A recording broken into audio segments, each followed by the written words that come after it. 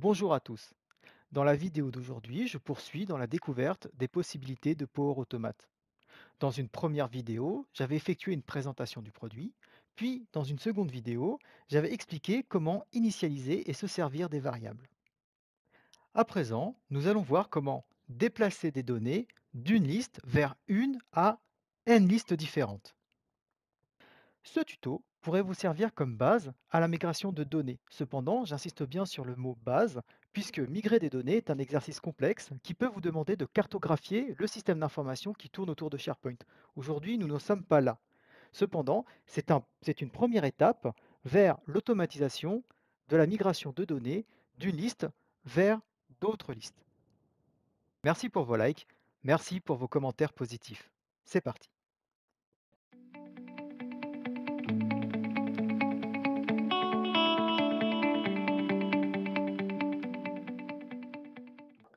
Pour commencer, je vais me rendre sur l'environnement SharePoint qui m'intéresse, puis je vais afficher le contenu du site. Dans ce site, comme vous pouvez le voir, j'ai créé 3 listes. Il pourrait y en avoir beaucoup plus. J'ai créé la liste source qui va contenir les enregistrements que je crée, puis d'autres listes, donc une ou n listes, qui vont contenir les enregistrements que je vais copier depuis la liste source jusque dans celle qui m'intéresse. Je vais venir vous montrer de quelle manière j'ai structuré mes listes. Donc la liste source, j'ai gardé la colonne titre, puis ajouté une colonne description. Et de même, il faut que les autres listes gardent la même structure. Donc mes autres listes ont bien la colonne titre et la colonne description, puisque évidemment, s'il manque des colonnes, je ne vais pas pouvoir migrer toutes les données d'une liste à l'autre. Voilà, la liste 1 avec la colonne titre et la colonne description. Alors, pour l'instant, lorsque je crée un enregistrement dans ma liste source, puisque je n'ai pas créé le Power Automate pour l'instant, rien ne va se passer.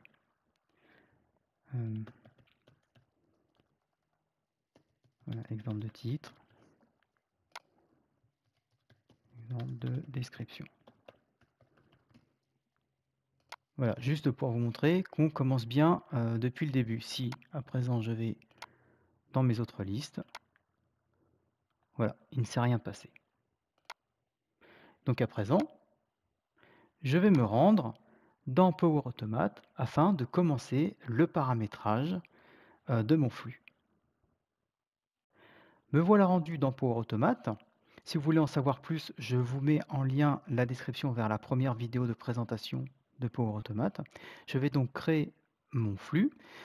Et là, ce qui nous intéresse, c'est un flux déclenché par un événement. Ce que je veux faire, c'est à la création d'un enregistrement, copier le contenu de cet enregistrement dans les autres listes. Donc, je crée mon flux de cloud automatisé. Je vais lui donner un nom, copie des données dans d'autres listes. Voilà. Le déclencheur de mon flux, c'est un déclencheur qui va être à partir de SharePoint. Et je vais choisir, lors de la création d'un fichier, non. Lorsqu'un élément est créé, voilà. Je vais ensuite tranquillement lui fournir les informations qu'il me demande, telles que tout simplement l'adresse du site, qui va être voilà, ce site-là, le nom de la liste qui m'intéresse, liste source. Donc, lorsqu'un élément est créé dans la liste source de ce site, nouvelle étape, je cherche les actions disponibles pour SharePoint. Et là, qu'est-ce que j'ai? Accorder l'accès, ajouter en pièce jointe, non. Hop. Créer un élément. Hop. Donc un élément dans le site, tout simplement le même site, puis dans la liste, cible 1, voilà. Là, il me demande quel titre lui donner. Donc le titre, ça va être lorsqu'un élément est créé, je récupère le titre de l'élément, puis la description de l'élément. J'enregistre. Donc à partir de maintenant, si j'ai bien paramétré mon flux, lorsque je crée un élément donc, dans la liste source, il va venir se recréer dans la liste cible 1. Je retourne donc dans SharePoint pour tester, donc liste source, je crée un nouvel enregistrement, donc enregistrement 02, description de l'enregistrement 02, je crée. À ce moment-là, mon flux s'exécute, puisque je l'ai paramétré pour qu'il s'exécute à la création. Puis je vais me rendre dans ma liste 1 pour vérifier que l'enregistrement a bien été créé. Voilà, mon enregistrement a bien été créé dans ma liste cible 1. Et effectivement, puisque je ne l'ai pas paramétré, si je vais dans ma liste cible 2, ce n'est pas le cas, il n'a pas été créé. Il ne me reste plus qu'à retourner dans Power Automate pour paramétrer le flux pour qu'il enregistre dans la liste cible numéro 2. Alors évidemment, ce que je vous montre, c'est, comme je le disais dans l'introduction, c'est juste un petit exemple des possibilités, en fait, de ce que l'on peut faire en copiant-collant des données. Là, nous ne faisons pas une migration, nous faisons juste qu'une bête copie des données de la liste source vers une autre liste ou plusieurs autres listes. On pourrait imaginer ensuite qu'un utilisateur ait des droits, par exemple en écriture et en lecture sur la liste source, mais aucun droit sur les autres listes, contrairement à ses collègues, et que lorsqu'il va enregistrer des données dans la liste source, ça va s'enregistrer dans d'autres listes. Par contre, ses collègues n'auraient pas accès à la liste source. Et ainsi, on pourrait faire, par exemple, plusieurs listes. J'imagine, je dis n'importe quoi, mais plusieurs listes avec des droits différents en fonction des listes, puis une liste qui serait, par exemple, destinée à un manager qui consoliderait l'ensemble des données de toutes les autres listes. Ce n'est qu'un exemple, évidemment. Allez, je retourne dans Power Automate donc pour paramétrer ma deuxième liste, qui va être encore de créer un élément.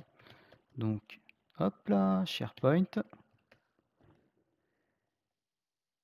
C'est exactement ce qu'on a fait tout à l'heure.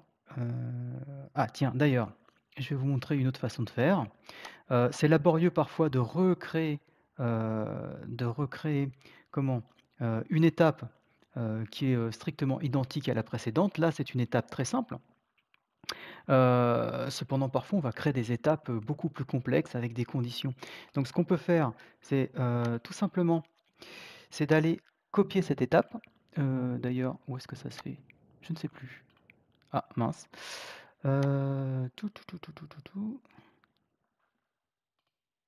Voilà, copier dans le presse-papier, hop, et lorsque je crée une nouvelle étape, pour le coup, je lui dis coller.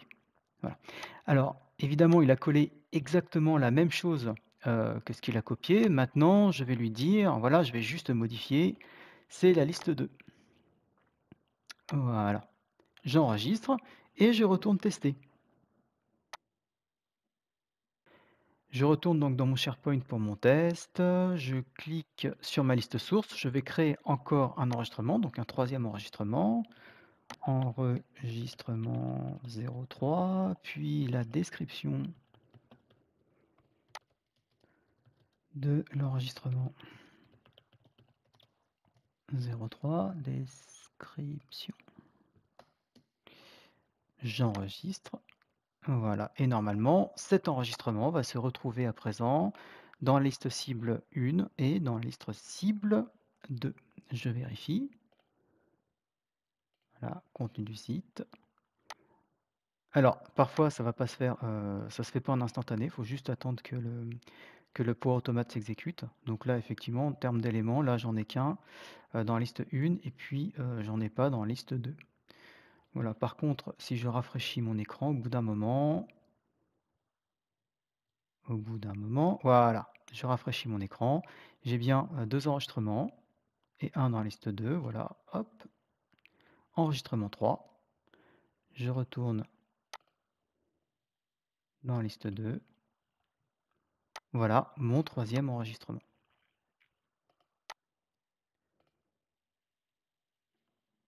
Alors nous avons vu comment, avec Pour Automate, nous pouvons créer des enregistrements dans des listes cibles à partir d'un enregistrement dans une liste source.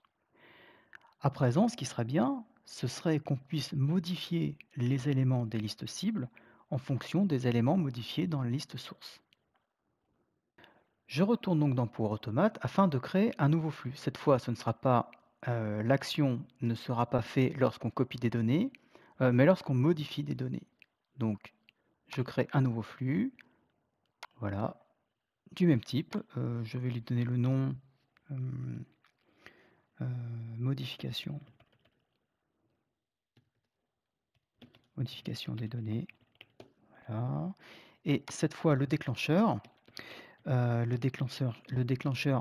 SharePoint, pardon, ce n'est pas lorsque un élément est créé, mais lors de la modification d'un élément. Il va à nouveau me demander quel site est concerné, pour quelle liste. Donc c'est lors de la modification d'un élément dans la liste source. Voilà. Ensuite, nouvelle étape. Qu'est-ce que je veux faire? Donc lorsqu'un élément est modifié dans la liste source, eh bien, je vais modifier un élément dans la liste cible. Alors, l'action, ça va être modifier,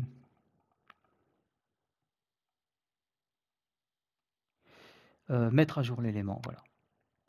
Je mets à jour l'élément de la liste 1, hop, qui porte l'identifiant. Donc c'est l'identifiant, il va porter l'identifiant, en fait, de l'élément que j'ai créé. C'est comme ça qu'il va reconnaître l'élément qui a été modifié. C'est parce qu'il existe un identifiant unique, voilà. Donc il va aller chercher l'identifiant de l'élément modifié, hem, il va aller chercher, pardon, alors je reformule, il va aller chercher dans la liste cible l'identifiant qui correspond à l'identifiant de l'élément modifié dans la liste source afin de le modifier. Donc le titre, je vais reprendre le titre de l'élément, qui a été modifié, voilà, et je vais reprendre sa description. J'enregistre et à présent, je m'en vais tester. Allez, je retourne dans SharePoint, je clique sur ma liste source, je vais modifier mon premier enregistrement. Hop, voilà, je vais modifier la description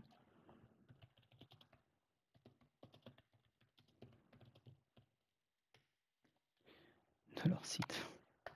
À mettre, voilà. Hop, voilà.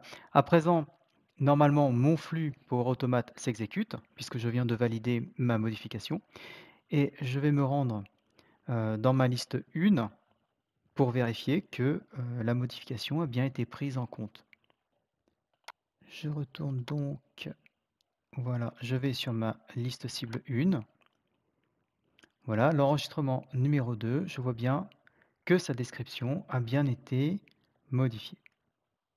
Alors ensuite, bien sûr, il est possible, de compléter les flux, de faire par exemple, lorsqu'un enregistrement est supprimé à la source, eh bien il faut le supprimer dans les cibles, ou bien lorsqu'on va cliquer par exemple, sur un bouton ou effectuer une action, de copier l'intégralité d'une liste, afin de coller les données, l'intégralité de ces données dans une liste source.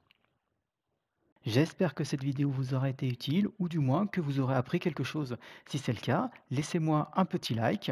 N'hésitez pas également à vous abonner à ma chaîne et à activer la cloche. Merci et à très bientôt.